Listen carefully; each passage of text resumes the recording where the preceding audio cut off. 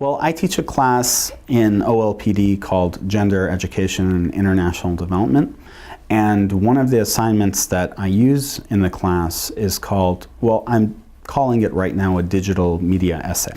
And in this course, what we do is we look at how these the three pillars of the class, gender, education, and international development, interact and come together, and how education is itself a prime activity or area of focus within international development. I'm always looking for ways to document student learning and transformations of their perspectives in my classes. And I felt this was a way to at least partially document some of the knowledge and the assumptions that students were bringing into the class about issues of gender and what development was and how education plays a role between the two. I wanted students to create media. That's really what it was about. We spent so much time analyzing and deconstructing texts and meanings in books and articles and policy documents, but constructing meanings in a very intentional fashion is something I think we don't have the opportunity really to do in this program. But the point of doing it at the very beginning of the semester is to map, again, the knowledge that students themselves are bringing into the class about gender, about what education does, what international development is or should look like. And so I want to kind of timestamp that understanding by having them do that at the very beginning of the course. We view them again at the end of the semester, towards the end of the semester, hopefully through new perspectives and with new theoretical and conceptual tools that we've picked up throughout the readings and our discussions. I convene the students to look at the videos again, to provide feedback to each other, and then it's capped off with a reflective essay at the end of the semester, talking about what their video was about, why they selected the images that they did, what story they were trying to tell with the images, what unanticipated meanings might have also been attached to these images, and knowing all that they know now, what would they do differently if they had to do the video over again.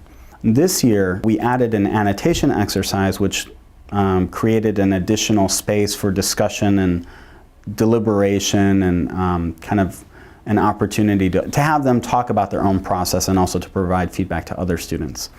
Following that exercise, students then took that feedback that they had given and they had received, and then they wrote the reflective essays, which I thought was actually really enriched the outcome as far as the depth of reflection and the quality of the essays themselves, because students really enjoyed the process of both getting feedback and giving it as well.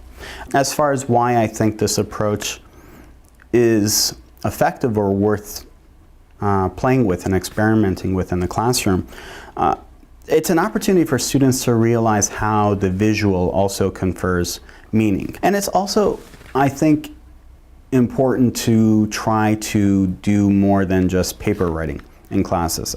One of the things that we do here is definitely try to train scholars and have them develop critical analysis, refine their writing process, become better thinkers as a result. But I think that we can do that in addition to writing, to go beyond that as well too. And for me as an educator, I think it's really important to still be able to put yourself out there. If you can anticipate everything, there's no vulnerability.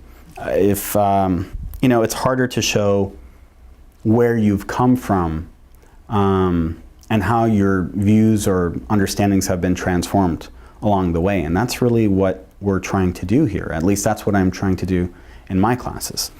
And I would say that I want to encourage intellectual risk-taking among my students, and I'm troubled when the scope of what counts as knowledge is narrowed. And so I think having these kinds of opportunities in classes and developing other opportunities that, you know, we still might not have articulated yet or imagined is important for us to remain fresh and creative and critical as educators, but then also training scholars and practitioners who come out of our program to be the same way.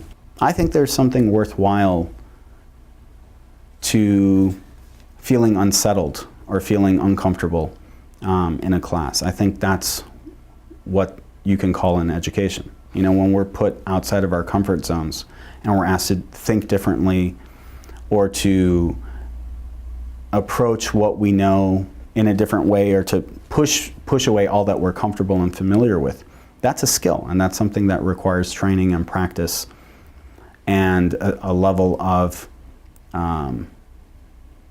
confidence. And I think that that's important for us to be able to provide those opportunities to our students.